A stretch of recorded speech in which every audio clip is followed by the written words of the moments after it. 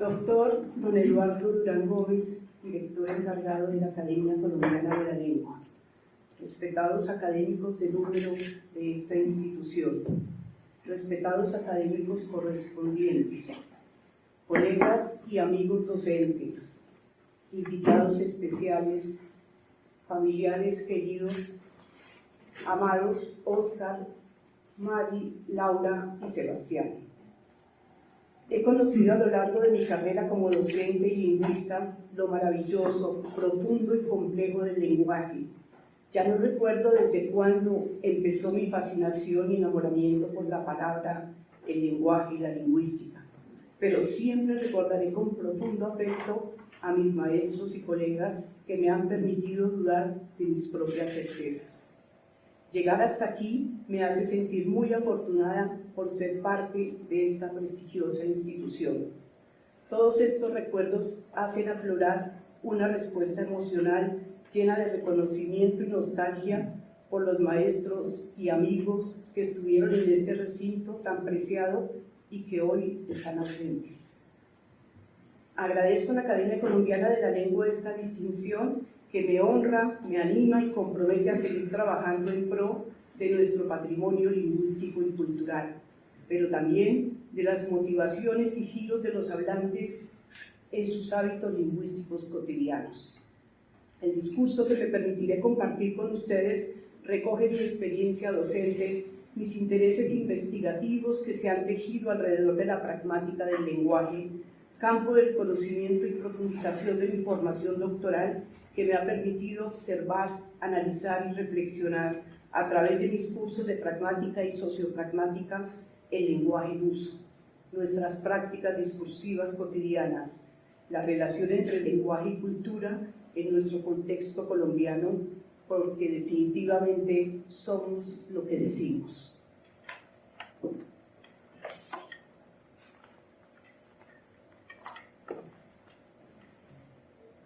Tres momentos estelares de la pragmática. El buen maestro no enseña, inspira. A don Jaime Bernal León Gómez, in memoriam. Introducción. El primero que utilizó la palabra pragmática como disciplina fue el filósofo y semiólogo estadounidense Charles Morris en 1938. A la hora de distinguir las partes de la semiótica, mencionó la sintaxis, la semántica y la pragmática. Para él, la pragmática es la parte de la semiótica que trata de la relación entre los signos y sus usuarios. Sin embargo, la idea de concebirla como un componente más de la gramática al mismo nivel de la sintaxis y la semántica no prosperó y por el contrario generó diferencias entre el estatus de la pragmática. Algunos semanticistas se inclinaron por la idea de verla como un apéndice de la semántica que estudia los significados no convencionales. Y otros autores, bajo la influencia de Grice, Lakoff o Leach, la definieron como un conjunto de reglas y principios que rigen el uso del lenguaje. Lo cierto es que la pragmática, como campo vasto que atraviesa distintas disciplinas, más que un componente de una teoría lingüística, se ha consolidado poco a poco en una perspectiva sobre el lenguaje. Como veremos a continuación, la pragmática se originó en distintas tradiciones, pero fundamentalmente en la filosofía del lenguaje, siguiendo el pensamiento del segundo Wittgenstein, quien vinculó decididamente el significado con el uso. El giro de la filosofía hacia el lenguaje produjo las dos teorías principales que subyacen a la pragmática actual: la teoría de los actos de habla, elaborada por los dos más grandes filósofos del lenguaje corriente, John Austin y John Searle, y la lógica de la conversación, las máximas conversacionales de Grice. No obstante, por su pretensión universalista, estas teorías siguen siendo discutidas a partir de la necesidad de investigar el lenguaje en contextos reales. Un primer momento estelar de la pragmática estudia el lenguaje en su uso y en la acción en que ocurre. Aquí se evidencia una clara relación entre acción y lenguaje, por cuanto el lenguaje En la comunicación se concibe como un tipo particular de acción, de competencia, que se manifiesta a través de los llamados actos de habla. Esto no solo designa las acciones, las realizan al designarlas. En otras palabras, no te informo que te prometo, lo hago, te prometo. En ese sentido, su objeto de estudio son los enunciados y no las oraciones.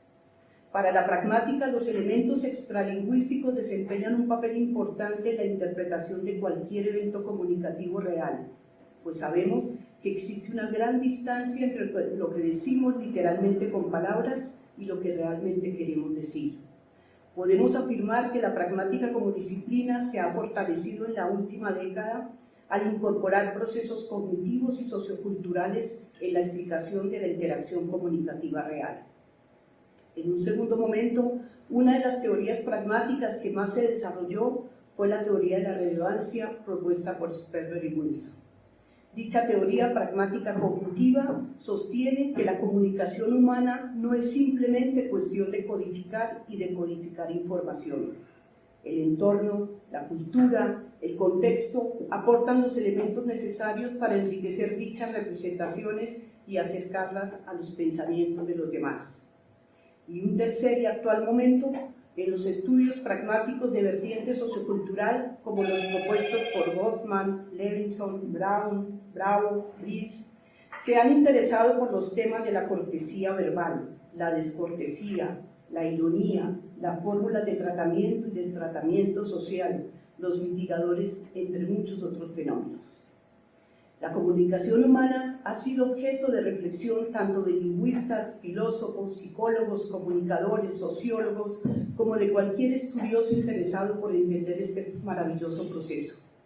Desde la consolidación de la lingüística moderna, se ha creído que tanto el código como el mensaje son elementos imprescindibles para que la comunicación se pueda llevar a cabo en términos de transmitir y recibir mensajes, gracias a un código compartido. De ahí que a este proceso se le denomine modelo de código. Pero como puede deducirse, este modelo no busca explicar los procesos de la comunicación humana, por lo menos no en sus aspectos sociocognitivos ni pragmáticos. Es más bien un reconocido modelo básico de las telecomunicaciones. Aún así, marcó uno de los puntos de partida para el estudio de la comunicación humana. Muchos autores coinciden en afirmar que el modelo de la comunicación de Shannon y Weaver han sido concebidos por y para ingenieros de telecomunicaciones y que hay que dejárselos a ellos. La comunicación humana debe estudiarse según un modelo que le sea propio, pues es evidente que este no es suficiente. Sabemos que en el proceso de comunicación humana no hay una correspondencia constante y unívoca entre los contenidos de las oraciones y la interpretación concreta de los enunciados.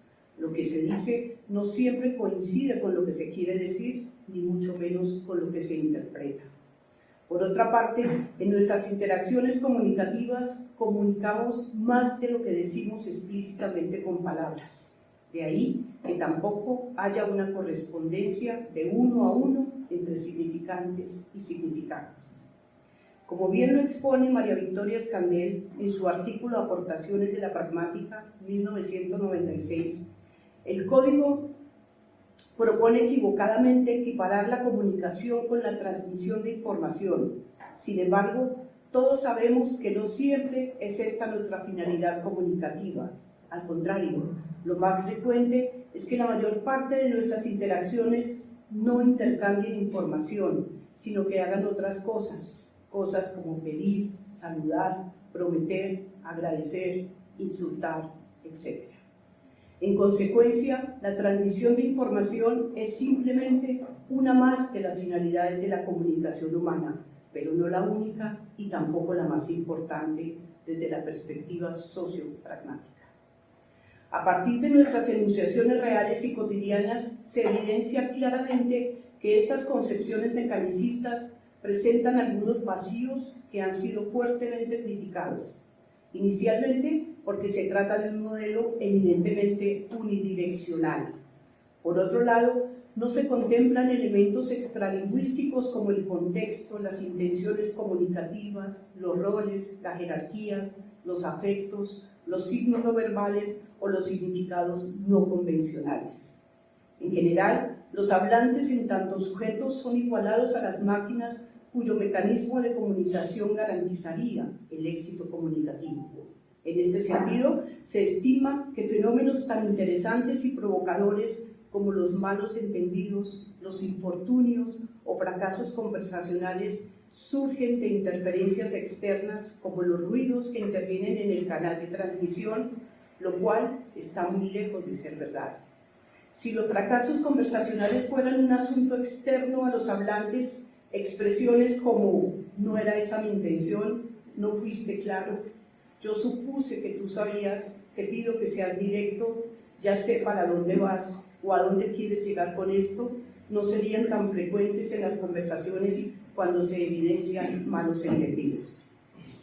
La idea de que el proceso de interacción comunicativa y que el pensamiento se puede traducir automáticamente y literalmente en palabras para ser decodificado de la misma manera por el oyente hizo carrera en nuestra ciencia del lenguaje.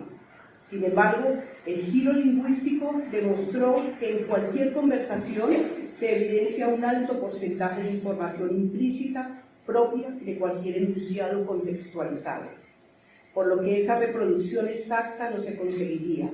Sabemos que a menudo los mensajes comunican una información diferente de la que se puede extraer literalmente en las palabras que se pronuncian. Montaigne afirmaba con sabiduría que, abro comillas, la palabra es mitad de quien la pronuncia, mitad de quien la escucha. Y no puede ser de otro modo, porque de lo contrario caeríamos en la trampa de creer que un enunciado graffiti como "si quiere conocer la paz, vaya a Bolivia", ubicado en una pared blanca universitaria, nos invita a conocer la ciudad boliviana y no el sentido desalentador de la otra mitad. Estos límites explicativos motivaron la aparición de la pragmática del lenguaje y de su reto, no solo por dar cuenta de la distancia que existe entre lo que literalmente se dice y lo que realmente se quiere decir, sino por la adecuación de los enunciados al contexto y a la situación. Así las cosas, la desambiguación de las palabras, el desciframiento de la verdadera intención comunicativa, las fuerzas ilocutivas o los tonitos burlescos o irónicos que con frecuencia nos incomodan, son algunos fenómenos que escapan a una explicación estrictamente gramatical. Lo mismo sucede con ciertos hábitos lingüísticos como los refranes, frases fijas, avisos publicitarios, memes o grafitis. Abro comillas. "Si quieres que te sigan las mujeres, ponte delante". Francisco de Quevedo. "Solo conozco un verbo reflexivo, pensar". Anónimo. "En los aviones el tiempo se pasa volando". Aviso publicitario. O "tenemos que hablar", cualquiera de nosotros. Pareciera que aquí las palabras se solapan unas con otras para dar distintos sentidos. Por esta razón, la intencionalidad es muy importante para cualquier explicación semántica de los enunciados. Como señala John Lyons, la significación del lenguaje consiste en mucho más que expresar simplemente lo que significa cada palabra. Por eso, no podemos prescindir de factores contextuales, situacionales e interaccionales que aportan a la pragmática una buena competencia comunicativa. Como veremos a continuación, la pragmática se ocupa de estudiar la comunicación lingüística en la complejidad de sus contextos, la funcionalidad del lenguaje, su carácter heteróclito, la amplitud con la que se nos muestra y el uso eficiente de este por parte de los usuarios es realmente un reto que vale la pena asumirse, para poder entender a cabalidad el primer postulado ontológico del lenguaje. Abro comillas. Los seres humanos son seres lingüísticos, seres que viven en el lenguaje, y el lenguaje es entonces la clave para comprender los fenómenos humanos. Primer momento estelar de la pragmática, el giro lingüístico. Epígrafe. Gracias al giro lingüístico se empezará a concebir el mundo como construido por nosotros y no como algo externo que se descubre, que se etiqueta. La brecha entre filosofía, lingüística y literatura se cerrará y el concepto de mundo apalabrado empezará a tener eco. Julián Serna Arango. Como lingüistas interesados por el estudio del lenguaje y la comunicación, nos resulta difícil dejar de hacer referencia al papel protagónico que tiene la palabra en los procesos de simbolización, en la creación y recreación del mundo y en las diversas interacciones sociocomunicativas. Reconocemos que la palabra no solo tiene la función de referenciar, de nombrar, sino el poder de hacer creer y de hacer cosas. Una oración está hecha de palabras, una promesa, una amenaza se hacen con palabras. Renunciamos a creer que las palabras están desprovistas de usuarios y de propósitos. Las palabras no son estructuras secas, frías, dichas por nadie, para nadie, sin ninguna intención. Sospechamos de la neutralidad del lenguaje, de la inocencia de las palabras. Siempre que usamos las palabras pasa algo, aún así si nos negamos a usarlas. Su silencio también comunica. A través del denominado giro lingüístico se replantea la relación entre lenguaje y pensamiento, debido a que el lenguaje dejará de ser concebido solamente desde su función instrumental. En este sentido, se reconoce que el pensamiento opera a partir del lenguaje, es decir, el lenguaje no solo transmite, comunica, sino que recrea y reconstruye la realidad, representa diferentes concepciones del mundo. Adicionalmente, se opera el relevo de conceptos como los de esencia por aires de familia, lo universal por lo situado, la verdad única, absoluta y en mayúscula por las verdades en minúscula, la autonomía semanticista por la polisemia, la decodificación de los significados por la interpretación y reconstrucción de los sentidos. De igual forma, crecerá un especial interés por las intenciones comunicativas, los efectos perlocucionarios y contextuales de los actos de habla, el lenguaje cotidiano, la experiencia y los acuerdos que surgen de las prácticas lingüísticas colectivas, entre otros. Se afirma que fue justamente el excesivo protagonismo que tuvo la palabra literal, exacta y presente lo que motivó la aparición de dicho giro lingüístico. Se hacía necesario explicar fenómenos como la polisemia, la metáfora, el sentido figurado, la no literalidad o el silencio. Desde los textos del segundo Wittgenstein, Austin, Searle, hasta posturas más recientes como la de Lakoff y Sperber y Wilson, se destaca entre los fenómenos lingüísticos la no literalidad del signo y su carácter multisignificativo, en donde una sola palabra es capaz de mostrarnos y develarnos muchas realidades representadas en nuestra cognición humana.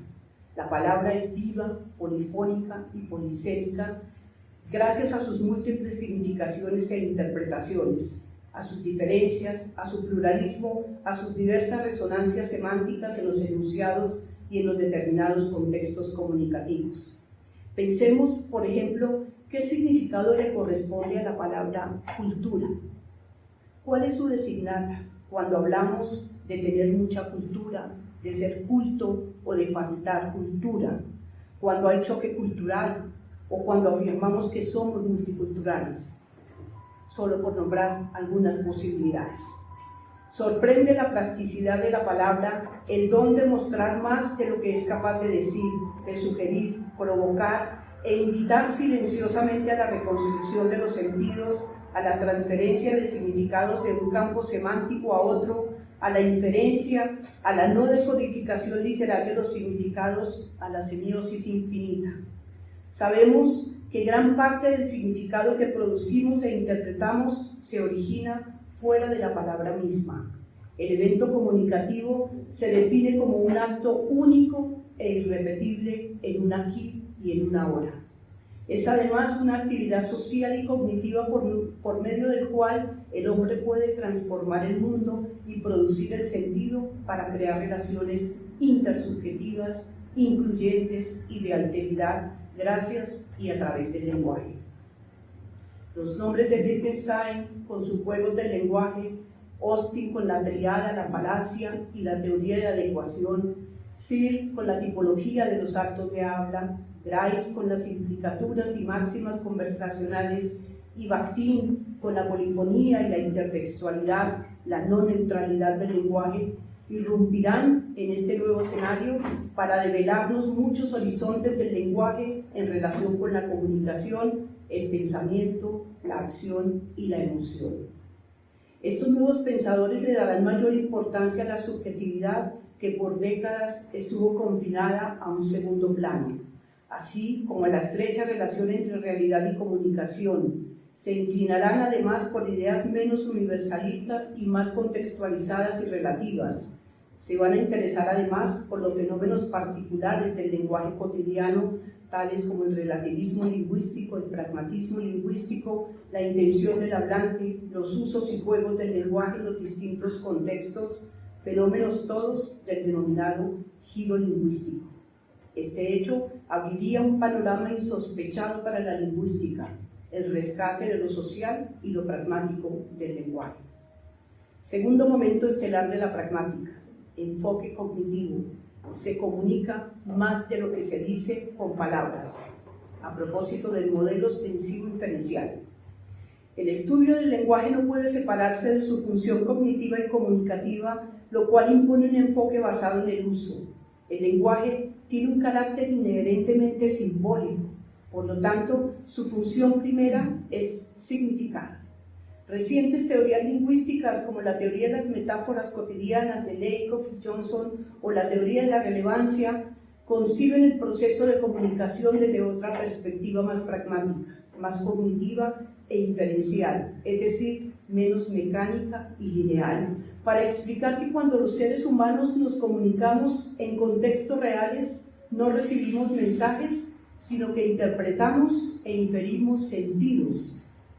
Evoco con cariño el ejemplo que el profesor Charodon empleó para iniciar una de sus magistrales conferencias en la Universidad Nacional de Colombia, cuando decía: ¿qué significa la expresión tengo 33 años? Obviamente el silencio fue absoluto.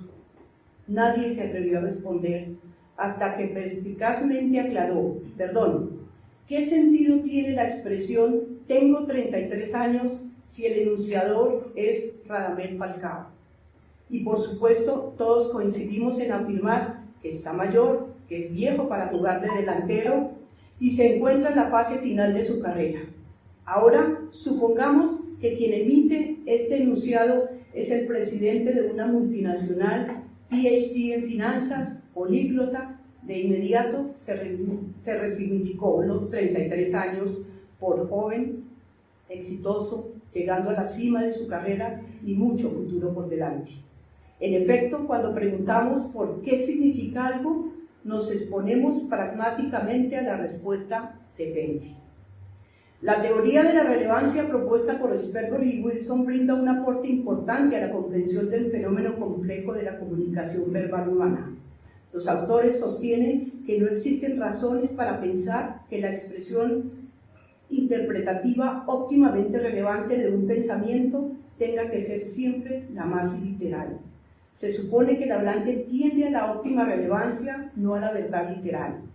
A partir de este nuevo enfoque pragmático, se concibe que la comunicación humana empieza propiamente cuando se reconoce no que el hablante está sencillamente hablando, ni tampoco que está simplemente comunicando al hablar, sino que le está diciendo algo a alguien en un aquí, ahora. En la interpretación de un enunciado situado intervienen una serie de procesos tanto modulares como inferenciales, tanto gramaticales como pragmáticos. Para que la comunicación se lleve a cabo con éxito, la persona a la que va dirigido el mensaje tiene que darse cuenta de que se trata de un estímulo intencional que va dirigido a ella para que pueda inferir qué información está siendo señalada y con qué intención. La implicatura, como afirma Graciela Reyes, es una dimensión pragmática del significado. No forma parte del significado literal del enunciado, sino que se produce por la combinación del sentido y el contexto. Lo implicado se relaciona con el contexto del habla y de los interlocutores. Por eso se deduce que la distinción entre lo dicho y lo implicado significado guarda relación con la distinción entre la semántica y la pragmática. Terreno este último al que pertenece la implicatura. Un caso muy interesante que evidencia la competencia pragmática es lo que ocurre con los enunciados que portan rasgos de ironía o de humor, como ocurre con ciertos grafitis o expresiones coloquiales. Abro comillas. No te tomes la vida tan en serio, al fin y al cabo no saldrás vivo de ella. La verdadera felicidad está en las pequeñas cosas, una pequeña mansión, un pequeño yate, una pequeña fortuna. Estos ejemplos muestran claramente la diferencia entre lo dicho con palabras y lo indicado mediante el principio de relevancia. Ser relevante no es una característica intrínseca de los enunciados, se trata más bien de una propiedad que surge de la relación entre el enunciado y el contexto, esto es, entre el enunciado por una parte y un individuo con su particular conjunto de supuestos, intenciones, conocimientos, deseos, voliciones, en una situación concreta por la otra. Lo que puede ser relevante para alguien en un momento dado puede no serlo para otra persona o puede no serlo para él mismo en otras circunstancias. Desde esta perspectiva, el lenguaje tiene un carácter inherentemente simbólico. Con ello se deduce que no es correcto separar el componente gramatical del semántico y del pragmático. La gramática no constituye un nivel formal y autónomo de representación, sino que también es simbólica y significativa, no es ajena a nuestras maneras de ser, pensar y sentir. No es de extrañar entonces que las metáforas de la vida cotidiana y en general los usos no literales del lenguaje se hayan convertido en uno de los intereses esenciales de la pragmática, no solo por tratarse de un enunciado lingüístico portador de sentido, sino porque su alcance expresivo va más allá del significado lexical de las palabras. El sentido tiene que ver con aquello que es significativo para alguien. Nada en absoluto es significativo por sí solo. El sentido depende de la experiencia y de los supuestos que alguien tiene de esa realidad que enuncia.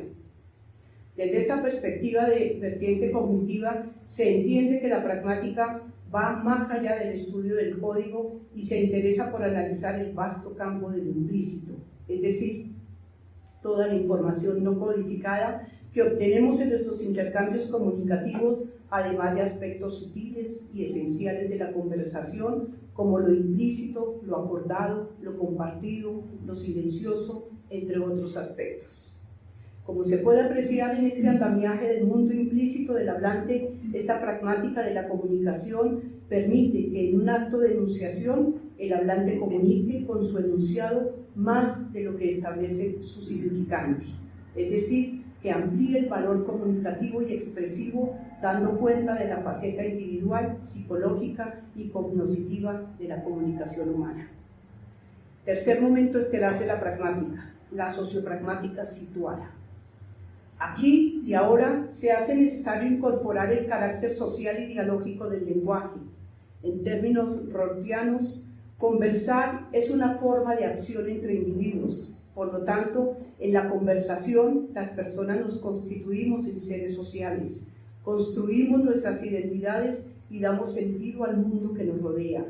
La comunicación confiere poder a los seres. Esto, sin duda, apoya el supuesto de que el lenguaje es el más poderoso medio de relación interpersonal, es decir, quien hace uso de la palabra tiene el poder de transformar, de sensibilizar, de conmover o de convencer, pero también de violentar, excluir, lastimar, silenciar o apagar la voz del alma. La cortesía verbal es sin duda uno de los temas centrales de la sociopragmática crítica y del análisis del discurso. No en vano, se trata de uno de los principios que rigen la dinámica interaccional. Si bien la cortesía es un fenómeno universal, su manifestación y aceptación es relativa, situada y muy cultural. Está claro que el principio de cortesía opera de modo variable en las distintas culturas o comunidades de habla, en situaciones sociales diferentes, entre clases sociales diferentes.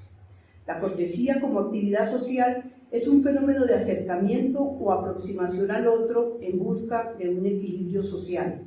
Según Brice, o bien me acerco al otro con fin con un fin cortés porque hay una norma o conducta social o una lógica cultural que así me lo dicta o aconseja, lo que él llama idiomas culturales o cortesía normativa, la cual presenta a menudo un alto grado de ritualización, sea el caso de un saludo que responde a otro saludo, una felicitación a un agradecimiento, en cuyo caso uno es así simplemente cortés, o bien me acerco al otro cortésmente como estrategia para lograr un fin distinto del ser cortés, es decir, uno es estratégicamente cortés.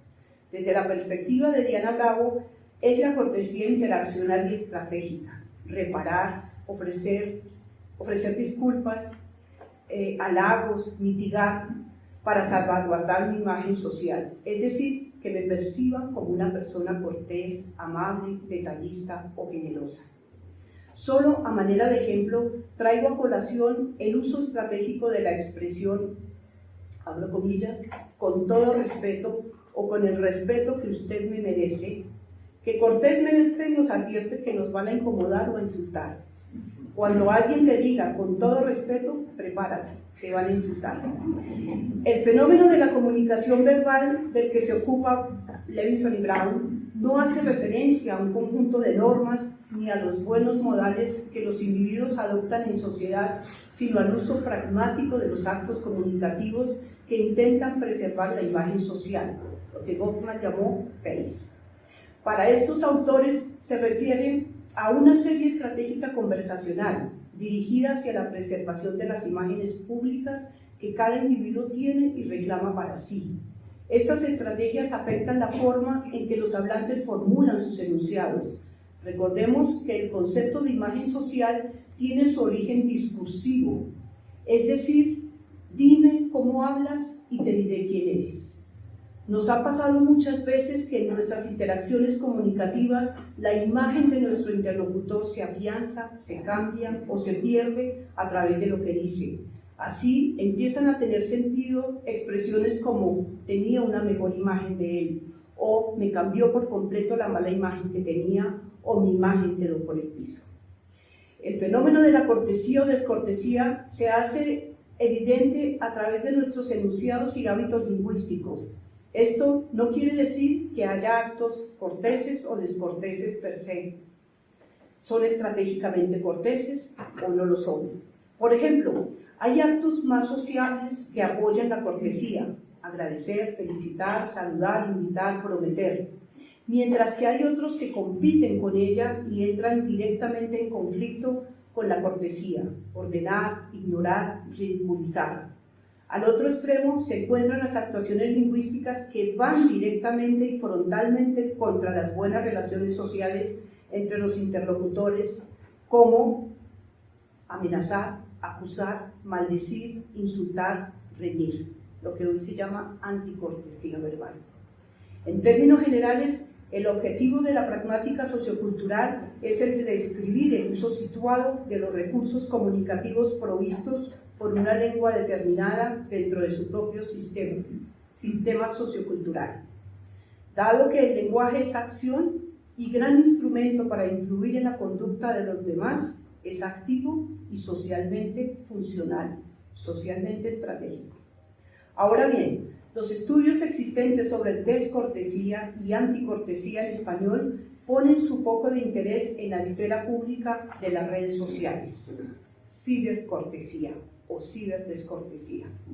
Estos nuevos hábitos de comunicación surgidos del uso globalizado y desmedido de las redes sociales constituyen un ámbito de creciente interés para la investigación pragmática en general y los estudios de descortesía en particular, puesto que inciden en la vertiente social del lenguaje y en nuestras nuevas prácticas de interacción sociocomunicativas mediatizadas.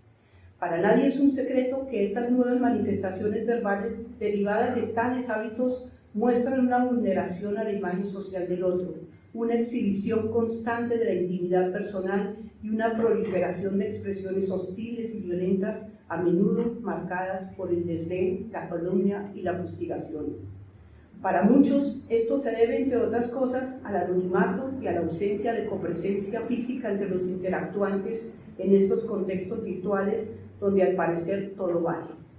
Esta última realidad nos advierte no solo que estamos asistiendo a nuevas prácticas comunicativas y hábitos lingüísticos que por supuesto debemos analizar y explicar, sino que el lenguaje pareciera estar perdiendo su carácter dialógico y conversacional.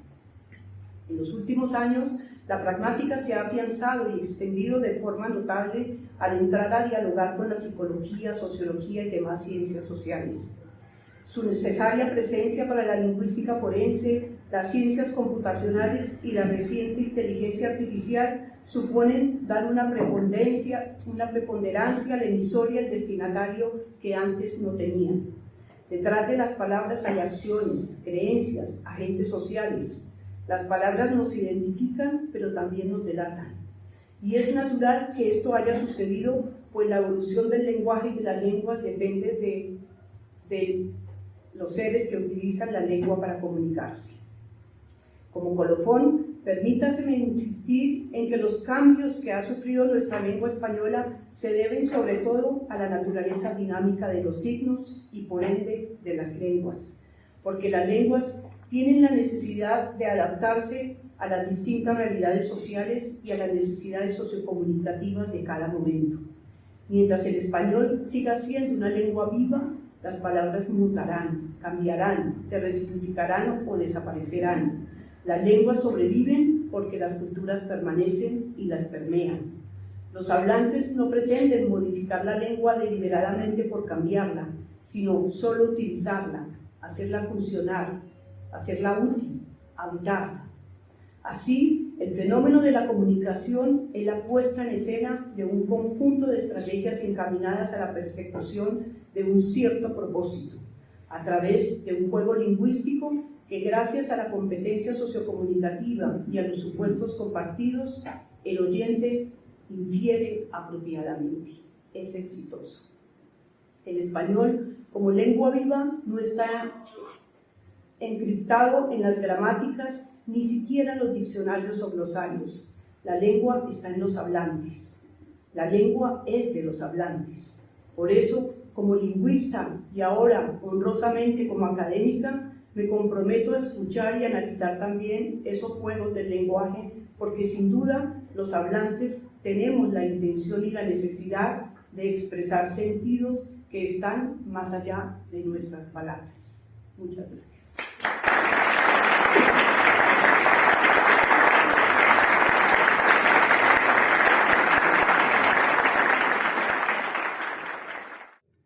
Señor director encargado, don Eduardo Durán Gómez. Señor don Hilberto Cruz Espejo, secretario ejecutivo. Señora doña Cristina Maya, vicesecretaria. Señor don Álvaro Rodríguez Gama, bibliotecario. Señor don Bogdan Piotrowski, tesorero. Señores académicos, invitados especiales, señoras y señores todos.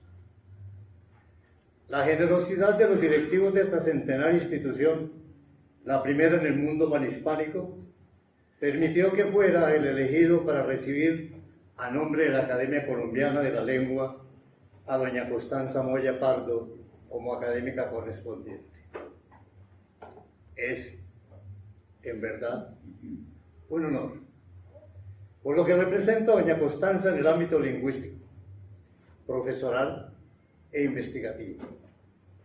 También como ejemplo del trabajo cimero de la mujer colombiana por alcanzar los objetivos de su proyecto de vida en todos los campos de trabajo y áreas del saber en las que ella se compromete, y en el caso de doña Constanza, dentro del campo de la lingüística actual, sobre todo ahora cuando los métodos de las disciplinas tradicionales y las que se van conformando fruto de la interdisciplinaridad o de la transdisciplinariedad proponen nuevos retos, enfoques, tendencias, avances de los viejos problemas, novedosos e importantes caminos dentro de la globalización y la tecnificación de los instrumentos metodológicos propios para el desarrollo de cualquier área o disciplina, en especial de la ciencia del lenguaje.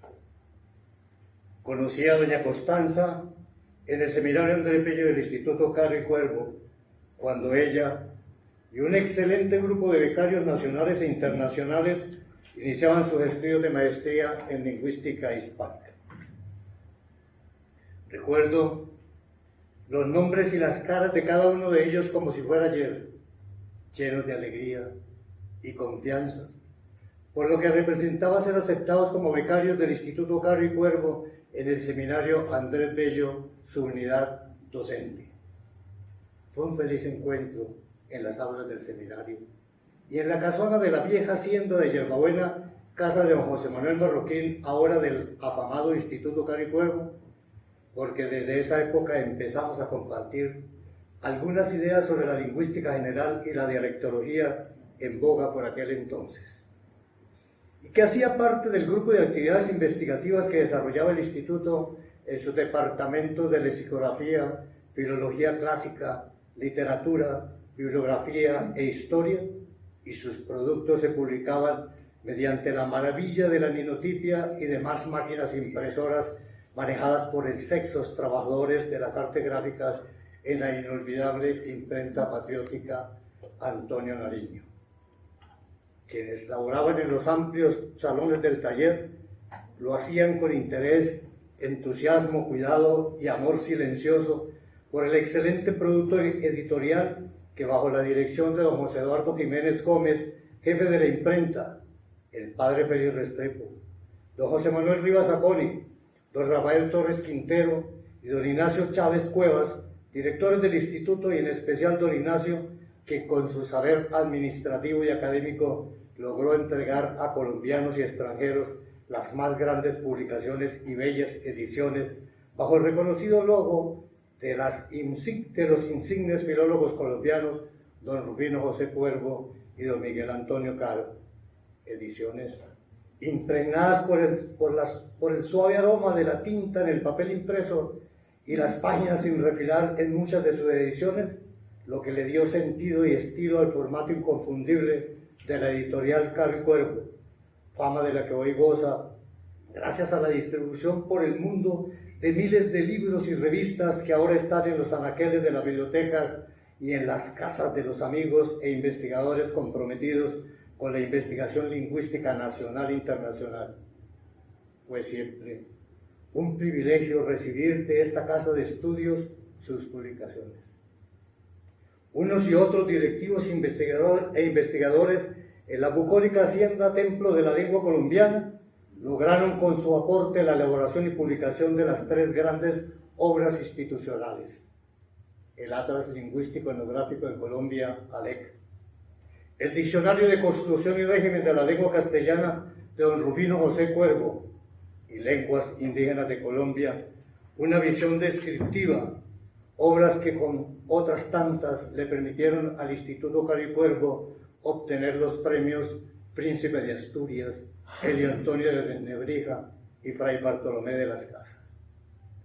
Perdónenme la digresión, pero cuando uno se refiere a estudiantes del seminario Andrés Bello, no puede dejar de mencionar la Casa de Altos Estudios que a nuestro país le ha dado las más grandes satisfacciones en el campo de la lingüística, la literatura, la historia y la filología colombianas, el Instituto Caro y Cuervo.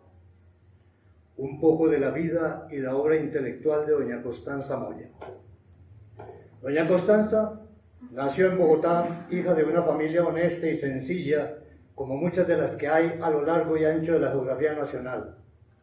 Inicia sus estudios primarios en la escuela El Divino Niño y los secundarios en el Instituto con Subsidio de Educación Femenina, donde tuvo la fortuna de recibir las enseñanzas de su joven maestra, doña Piedad Bonet, ahora académica correspondiente, con quien seguramente dentro de la institución continuará el diálogo ya no de profesor-alumna, sino de colegas en el campo de la lengua, desde la literatura, la poesía y la lingüística. También las orientaciones de doña Mercedes Corpas y las magistrales clases de Historia del Arte y del Centro Literario de su entrañable maestra, doña Gloria Nieto de Arias, fundadora del Instituto y de los Museos de Consubsidio. Su amor por las letras, el arte y las humanidades comenzó allí. No pasó mucho tiempo para continuar sus estudios escoger la carrera profesional y lograr su anhelada meta de trabajar algún día por la lengua y la cultura colombiana. Idea que anidó y desarrolló desde muy temprana edad gracias a los consejos y orientaciones de sus profesoras por aquella época juvenil llena de sueños por cumplir. Decidió entonces estudiar licenciatura en lenguas en la Universidad Pedagógica Nacional. Allí recibió las primeras lecciones de lingüística, ciencia que a partir de ese momento se convertiría en su tema de interés académico e investigativo como discípula de la gran lingüista y maestra doña Lucía de Castro, de grata recordación para muchos de nosotros, que le inculcó y fomentó el interés y el amor por la apasionante disciplina, y en una etapa posterior de su formación académica nuevamente fue su profesora, tutora y orientadora de su objetivo profesional, el estudio, la investigación de la lengua y el trabajo docente. En la década de los 80 ingresó como becaria del Seminario Andrés Bello para adelantar estudios de maestría en lingüística hispánica. Ya por aquella época conocía un poco más de la lingüística y se solazaba con estos estudios porque en su pregrado había leído sobre muchos autores, conocimientos que más tarde fundamentaría con la teoría y la práctica, lecturas y aplicaciones exigidas para la formación intelectual en las aulas del seminario. Entendería más y mejor el qué, el por qué y el para qué de esa forma de conocer e investigar la lengua regional, el español colombiano en sus variantes y variedades, con especial atención el de Bogotá, la literatura, la poesía, el español de América y la lingüística en general.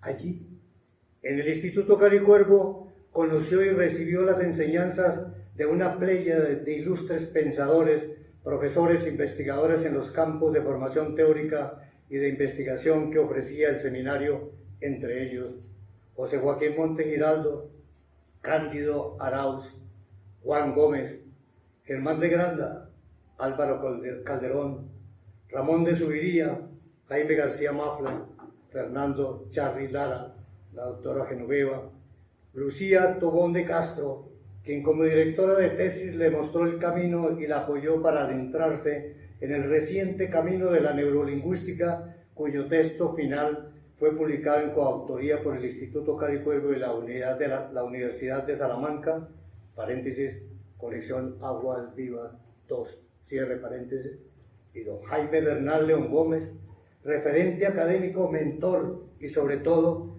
entrañable profesor, amigo y consejero, a quien recuerda con cariño y gratitud por solo señalar algunos de sus grandes maestros. La formación recibida en el Seminario Andrés Bello, junto con el interés por la docencia en el campo de la lengua, le permitieron su vinculación como docente en la Universidad Nacional de Bogotá, a la que tímidamente, pero con la mente puesta en su objetivo, golpeó para entrar. Allí le abrieron las puertas y desde aquel entonces, como docente del Departamento de Lingüística, ha dirigido, orientado y desarrollado una importante labor, dejando huella en sus alumnos y compañeros de trabajo institucional, hoy ya próxima a cumplir 35 años de haber sido aceptada en la prestigiosa entidad universitaria. Su periplo en la Nacional ha sido muy provechoso. Junto con un grupo de colegas crearon la primera carrera de lingüística en el país. Actualmente es profesora asociada del Departamento de Lingüística del pregrado, Lingüística y Español y Filología Clásica, y del posgrado, Maestría en Lingüística, ideado y creado por don Carlos Patiño Rosselli, en la que participa, además de otros prestigiosos docentes e investigadores, doña Olga Ardila, maestra también de la etnolingüística colombiana. Ha sido vicedecana de Investigación y Extensión de la Facultad de Ciencias Humanas, 4 veces directora del Departamento de Lingüística, coordinadora de la carrera de Filología e Idiomas, directora y editora de la revista Forma y Función del Departamento de Lingüística, productora de contenidos y co-conductora del programa radial Intervoces de la Universidad Nacional.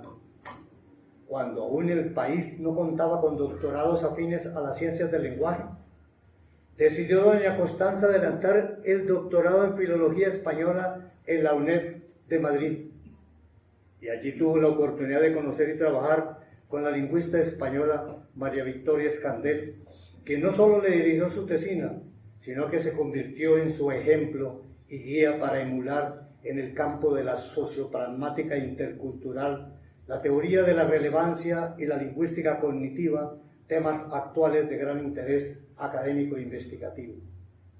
Con el firme propósito de aplicar estos nuevos saberes en el lenguaje de la vida cotidiana, se interesó por ser parte de un nuevo programa nacional de doctorado que le apostaba a la reflexión entre la educación y la comunicación, y de esa manera en 2011 se convirtió en la primera egresada del doctorado de Ciencias de la Educación con énfasis en comunicación de la Red de Universidades Públicas de Colombia, Universidad Tecnológica de Pereira, con la tesis laureada, comillas, de la decodificación de significados a la reconstrucción de sentidos, posibilidad de correspondencia entre la intención y la interpretación, cierre comillas, dirigida por su maestro de filosofía y giro lingüístico, el filósofo colombiano Dr. Julián Serna Arango.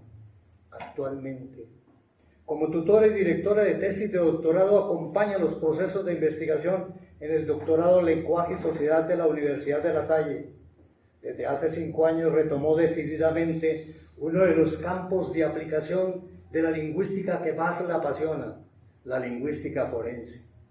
Diseñó e impartió un diplomado en lingüística forense, reactivó el grupo interdisciplinario de estudio de esta disciplina y recientemente formalizó la creación del semillero Linford con estudiantes de los programas de lingüística y filología clásica, algunos egresados y docentes del Departamento de Lingüística y 5 profesionales de fonoaudiología y derecho.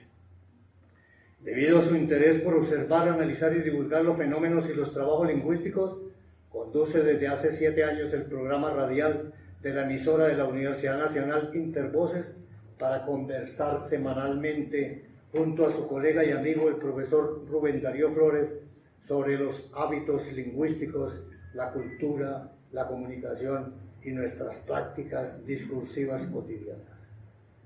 Hoy, la llena de gran satisfacción saber que muchos de sus alumnos y egresados de los centros educativos donde imparte sus enseñanzas son destacados docentes e investigadores en los diversos campos de la ciencia del lenguaje y comparten sus saberes en prestigiosas universidades dentro y fuera del país.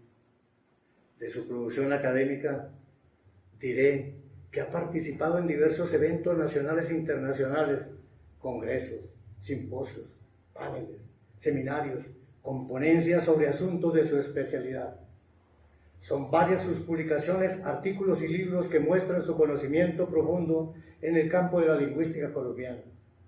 Entre las publicaciones más recientes se destacan, voy a leer 2 o 3 por favor, Estudiar las lenguas y el lenguaje, trayectorias y retos en Colombia, con voz propia a propósito de la oralidad en la escuela, escribir hoy en el posgrado la escritura académica y la producción de conocimiento, aproximación al silencio elocuente de los enunciados, lo que se comunica y no se dice, y son muchas más, aquellas que están por ahí en libros y revistas, en periódicos, que son producto de su habilidad y su comunicación, su manejo discursivo y ese conocimiento que tiene de la lengua para acercarse al otro y ser oído por aquel.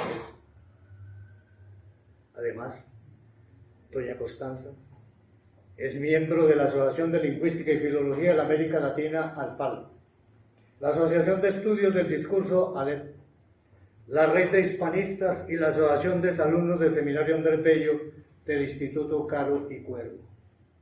Su grupo familiar está conformado por su esposo, don Óscar Cáceres Villarreal, de nacionalidad uruguaya, periodista, gestor cultural, actual agregado cultural de la Embajada de la República Oriental del Uruguay en Colombia, y sus 3 hijos, Juan Sebastián, María Angélica y Laura Andrea, quienes optaron por carreras relacionadas con la comunicación social, mercadeo y publicidad y gestión de proyectos culturales. Una muestra del espíritu y el amor por la comunicación y la importancia de la lengua en la vida académica y profesional de nuestra compañera académica a partir de hoy, doña Constanza Moya. Como ustedes pueden observar y han escuchado la excelente intervención de nuestra recipiendaria, sus estudios, la investigación y la producción lingüística, junto con su pasión por la docencia, nos permite recibir a doña Constanza como una mujer laboriosa y comprometida con su quehacer profesional, digna de la honrosa distinción institucional que hoy se le entrega. Bienvenida, doña Constanza, a esta casa de altos estudios. Estamos seguros de que su concurso, sus aportes y el trabajo por el bien de la cultura y la lengua colombiana enriquecerá la actividad institucional, garantizando una vez más el cuidado y la difusión del desarrollo lingüístico en Colombia. Muchas gracias.